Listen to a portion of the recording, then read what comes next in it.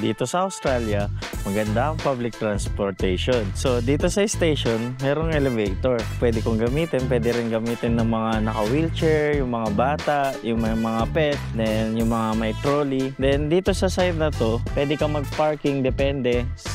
Minsan, overnight, okay lang. Pero usually, may nakalagay na 1 hour, 2 hours.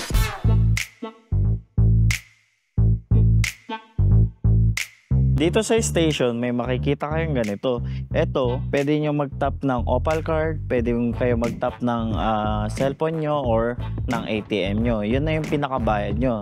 Dito ka naman naglo-load ng Opal card. So, ilalagay mo lang card dito, tapos tatap mo lang kung magkano ilalagay mo.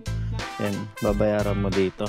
Yung monitor nila, makikita mo kung saan papunta yung train station, yung oras niya. Kung yung green, makikita mo kung puno ba siya o hindi. Then, ano yung mga dadaanan nila.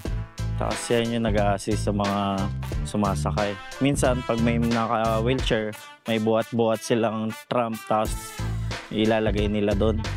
Pag may track work, magsasara yung train, walang dadaan na train. Papalitan nila ng mga bus yun para hindi mahirapan yung mga commuter natin. Yun lang yung masasabi ko ngayon sa public transportation. Sana may natutunan kayo at na-enjoy nyo. Thank you!